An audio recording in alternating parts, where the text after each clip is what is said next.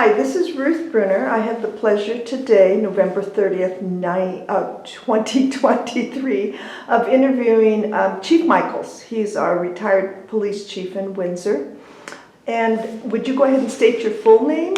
John E. Michaels. Okay, and when were you the police chief here in Windsor? I was police chief from 1984 to 2016. I started my police career here in April 1976 as a patrolman. As a patrolman, what was Windsor like in 1976? 6 police officers, which included the chief. Some of the things I remember the most about Windsor, it's pretty small, 2,000 people. My wife and I moved into Chestnut Square Apartments. We faced 7th Street, which wasn't paved. No. Yes. Wow. So you got a little dust in there. Yeah, we used to have to put a blanket on the door, outside the door, to keep the dust away. Yeah. So we were building homes across the street at that point, and within a year they finally paved 7th Street, but Eastman Park Drive didn't exist, and we had the downtown business and all the residential. And that was about it. So compared to what we have now, it's amazing. Yeah, I mean now we have how many square miles compared to how many square miles did you patrol then? Very small. Now we're in 2 counties, which is kind of rare for communities to be in 2 counties, but we're one of the few that are. In Weldon, Larimer. Weldon, Larimer, yes. Yeah. So where was the police department located? It was on 5th Street, 5th and Ash. We were in the the first floor of the town hall in the southwest corner. It was 1 office, 1 desk, 1 jail cell. That's all we had to function out of. Now within a year, the town board allowed us to move upstairs. The police officers volunteered their time to build that police department on their own. The town supplied the material, but we supplied the labor. What'd you have to build to make it a department? We had to build several different offices, a holding facility, and an evidence locker. Wow. It just quadrupled the size of the police department at that point. Felt like you could really spread out. It did, it felt good. So when that closed, that became the museum, which is what it is now, Town Hall or Arts and Heritage Museum, where did you move to after that? Then we moved to the town hall at 301 Walnut Street. We were downstairs in the basement for many years. And as our police department grew and expanded, so did our area down in the basement. We took over vacant rooms that we turned into patrol offices, or the detective's room, or the evidence locker. And then when the tornado hit, it ruined the town hall, so we had to move out of the town hall, move into another building on the east side of town for several months while they built the new police department. The one that we have on 11th Street? Yes, okay. on 11th Street. Wow. So the basement of Park School, people may think that didn't it have like garden level windows? Yes, it did. Yeah, because one of my windows was looking out at the parking lot to see all the tires of the cars. It was my first 3rd grade room, so I remember I had more sunlight in that room from the south and west than others. So what kind of emergency management have you had to take care of throughout those was it 40 years as a police chief? 40 years, but the emergency management grew throughout the years, where in the beginning there really was no title or format to follow. But then as more and more disasters struck our community, they put department heads in charge of emergency operations. The head of the city crew, me, the fire department. So whatever emergency hit, then we would come together and formulate a game plan. Wow. So did you feel like you guys were prepared when the tornado hit in 2008 in Windsor? There's a big difference going to a class and then standing out on the street seeing half your town destroyed and say, what are we going to do next? Yeah. Because it took about 90 seconds to destroy a lot of our town. Nobody had ever seen a tornado like that come into this area. Quite a shock, but you instantly go into the work mode and say, well, what do we have to take care of? So with those different organizations, of course we had many police departments come in and the sheriff's department, and say, what can we do to help? Same with this different city crews of different towns. So you formulate the plan. First thing we need to do is we have no electricity. All of our street lights are out. How's the traffic going to get through? You have to put officers at the intersections to run traffic. You have to go into the most devastated areas, start looking for casualties, helping those people. And then to block off the community, make sure there's no looting or theft or anything else that could happen into there. So we did, on my side of it as an officer, we did flood the area with many, many police officers. And we didn't have any theft or looting occur in our community. Yeah, that's pretty amazing. Says a lot for you guys and also our community. So what path did the tornado travel? It came out from the south to the west. Okay. And hit the east part of town the hardest. Okay. I lived more on the west side of town. My house ended up with about $18,000 in damage. Okay. And it took about a year to fix it all Fix it. because I put myself at the bottom of the list saying, take care of others. Yeah. So I'm trying to think. It hit the windmill and the bank over there on the intersection of Eastman Park and Drive. 57, And, yeah. very hard hit into there. Was that? I mean, that was one of the first places. Then it came through. It was the last day of school. What day was the May tornado? 22nd. 22nd. You don't forget that. I know it was the last day of school. And did it go through Eastman Park or what path? I mean, major. Eastman Park and then more to the west, south and west, or going north at that point. We did have a patrol officer in that area. And we were driving Explorers, Ford Explorers. His was turned completely up on its side and then came back down on the wheels Wow. as he went through it. I was at 392 and 257, and I saw that wall cloud coming towards us.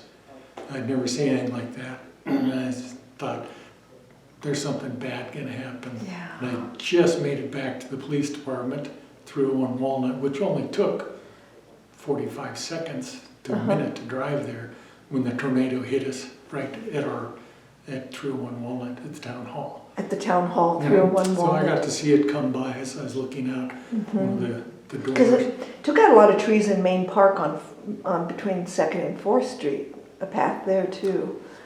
I never even looked there. You didn't look. You were looking at buildings and Looking at buildings and people. And we had to set up our EOC Emergency Management Center and get people organized to what's going on. My job, my duty then was primarily inside to organize all the different responses. I spent very little time being able to cruise in my community. I was working 16 hours a day trying to organize this for many days, but it took several days before I had enough time to go out and view it. To view it. Myself. Yeah, I remember because I lived, off by the middle school, and we didn't get hit. It went. Luckily, didn't hit any of the schools. Did it? I think it went between and went over the lake and kind of lost its oomph. Yes. It went over the Of course, along with the tornado was tremendous hail, which did a lot of damage. That you're right. That was. And that's primarily what got my house was the hail. Yeah. Okay, so what things did your staff learn from that, and how did you help others with what you learned? Staff learned it's nice to have a lot of friends in the area. Fellow law enforcement, the fire departments, where you do band together very quickly. There's always the unknown.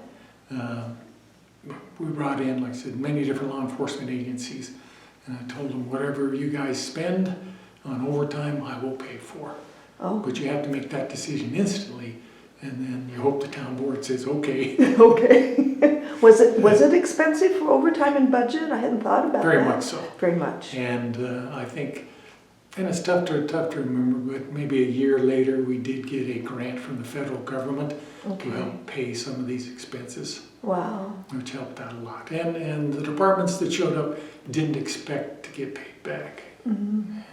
But then you were able to. Yes. It's kind of like And scratch each other's back. Isn't that how that works? Because when the trouble comes, everybody comes running.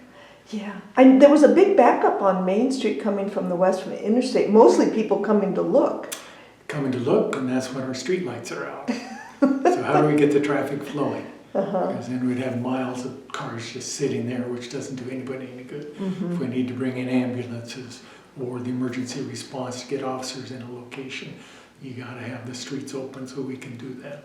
And of course the looky-loos come in. Yeah. And we fought that problem for a while, shutting down the neighborhoods, saying nobody in or out. And we did that for a couple of days before we had to open it all back up, saying, okay, come in and out, we'll try and monitor it the best we can.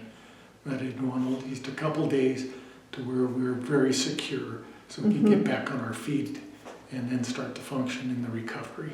Wasn't the neighborhood kind of off of Chestnut by the ball fields Yes. and the Chimney Park pool, that area? Bannonville was the hardest hit. The hardest hit the area, that would be south of it. And I remember there was National Guard there to help you. So, and then I guess people from Bulgaria came to About understand. a year later, the delegation from Bulgaria came in to You want to show us hear what you brought and what you learned? emergency managers talk 'Cause- about what happened in our community, and they gave us a medal of thanks. Oh, that's good. But it's interesting talking to them from another country. They also gave me a book that covers some of their emergency management.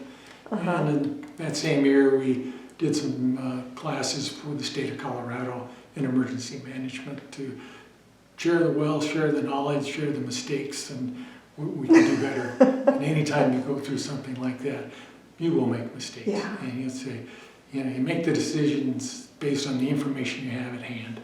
And you say, I think this will be best, and then a couple of days later you think, we need to change this, it's not working. But you have to be able to look at that quickly and say, okay, it's time to change direction and pivot a little bit to make this function. Yeah, is that hard in the world of, nowadays with all the media, everybody's so quick to criticize and not understand? Or is there things that, I used to tell my kids, learn from the mistakes of others. You can't live long enough to make them all yourself. But, that's part of what we learn from those. And One of the interesting things when we were meeting with the Bulgarians, we did have the press present, listening to all this. And the Bulgarians asked, you have a lot of press here. What's the good and the bad about so much press? Because you're a very open society.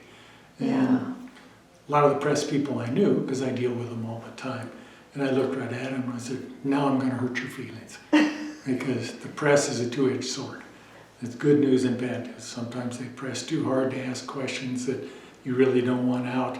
They ask such loaded questions, no matter how you answer it, it's going to make you look bad. yeah. And like the first day, maybe the next day, we had news stations, I think, from across the world.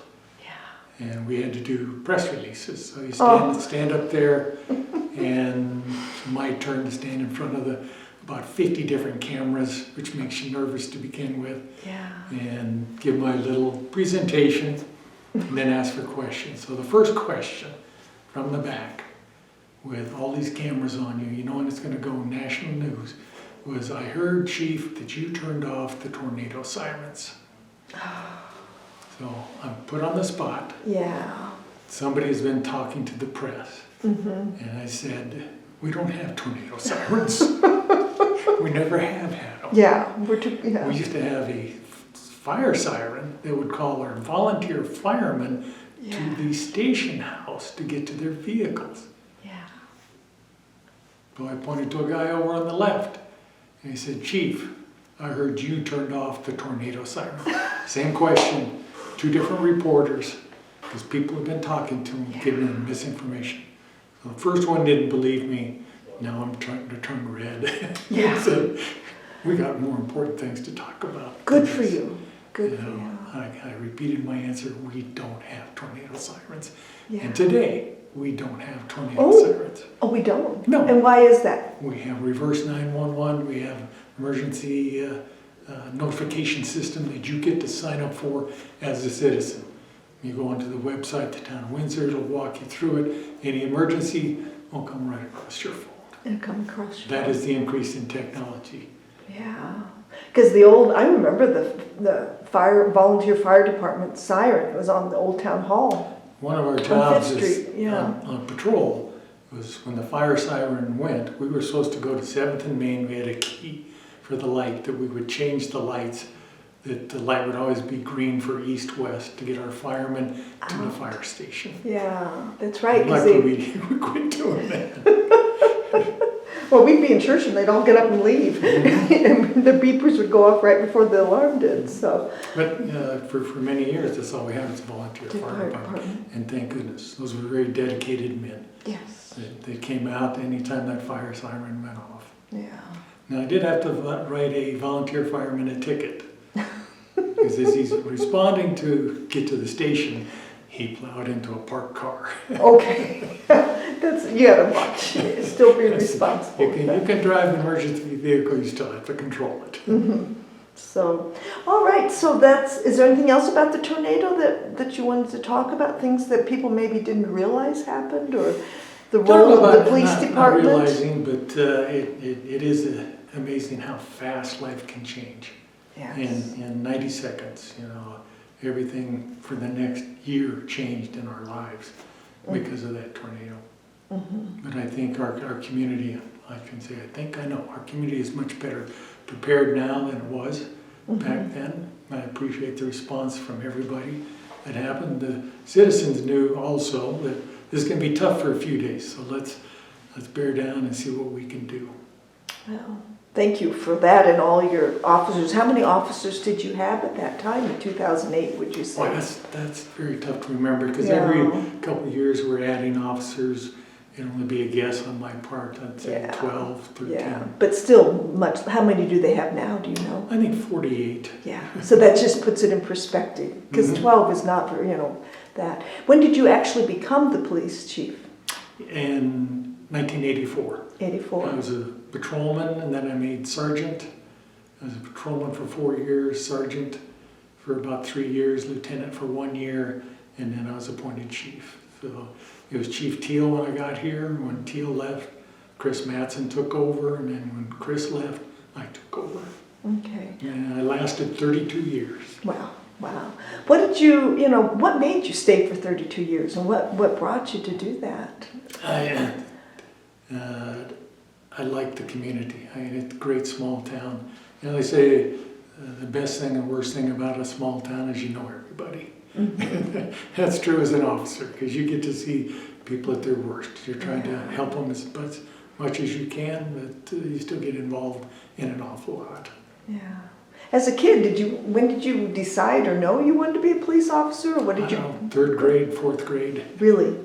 And in high school, I was a Fort Collins Police Department cadet. Okay. So I worked for them in the summers, and I think I made a whopping $1.75 an hour. But it opened my eyes that this is what I do want to do. Mm-hmm. And Windsor gave me my first opportunity, and a very loyal individual. I stuck with it. And you are, and yes. This is a great town.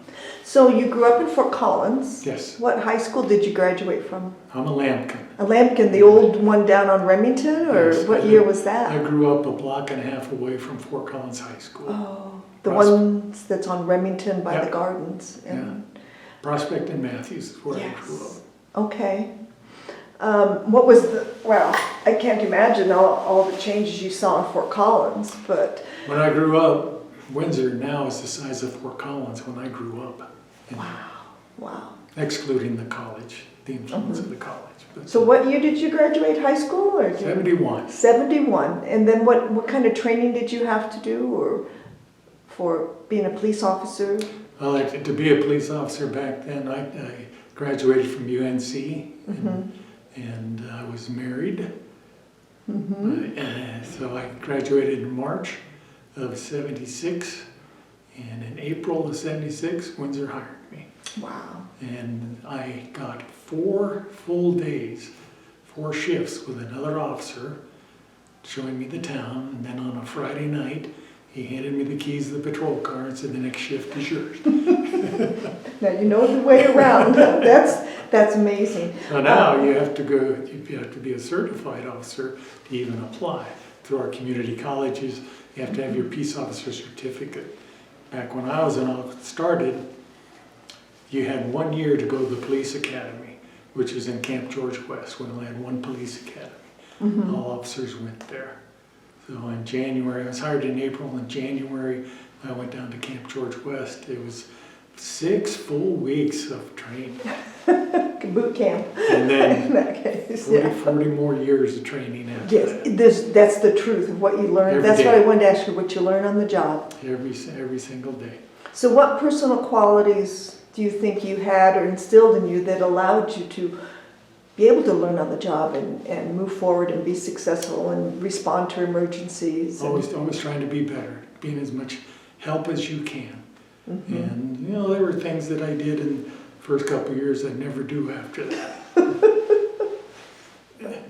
So are there any unsolved crimes from your 40 years or anything that you remember that we can speak of because it's part of public record? I know the Windsor Beacon used to always publish the police report. Yes, not only did they publish the police report, they actually published our salaries every 2 weeks. Every 2 weeks? Yeah, they would go to the town hall and they'd get every check that the town of Windsor cut.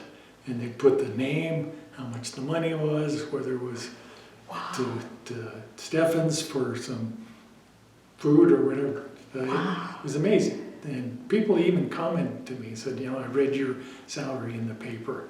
And some say you make too much, $5 an hour. And others say you don't make enough. That's what you started at, huh? Yes. Wow. So, I know your mom subscribed to the Windsor Beacon just to read the police report and went, in Fort Collins. Well, that was my annual gift to my mother for Christmas, was a subscription to the Beacon, so she could keep up on me. So she, without having to ask. And I do miss that. I regret we do not have a local paper.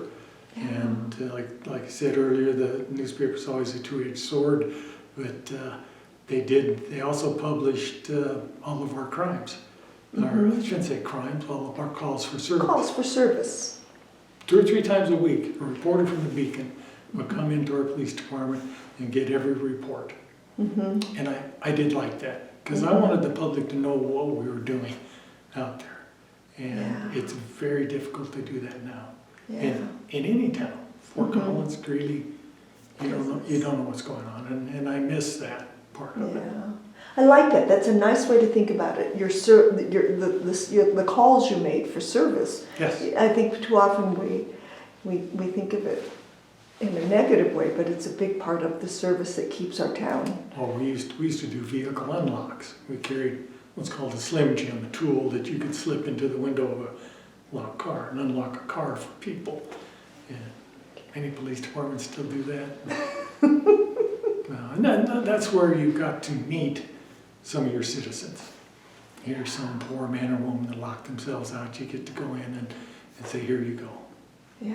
And work with them. You don't want to be, it's tough always working with people in the negative, that they're a victim of this or something's happened. You want to work with them on a positive. That's what, we did the police department Halloween party. You started that, didn't you and your wife? Yes, well that started because of the Tylenol killings. Because of what? The Chicago Tylenol killings, where someone put poison in the Tylenol. And 3 or 4 people died right before Halloween, like a month before Halloween. So the police department, along with citizens, had to put on our own Halloween Christmas party to make our Halloween party to make it safe for the kids. So as years went by, the police department would always buy all the candy. Our service organizations would put the games together, and we had it in one location, of course, so it's nice and safe. The kids aren't walking around in traffic, and that's one of the things I enjoyed doing. Yeah, and it's carried on. They still do that. And didn't your wife and some of the ladies start the after prom party, or? I don't think she started it. She didn't start it. It was here. They participated in part. Yeah. My wife primarily does Christmas in Windsor, which was just last week. But you were such valuable citizens and still are for our town. Yeah. So before we close, is there anything that you want to speak about or tell us about that? I just hope there are more people that are interested in law enforcement. It has been under a shadow for a couple of years.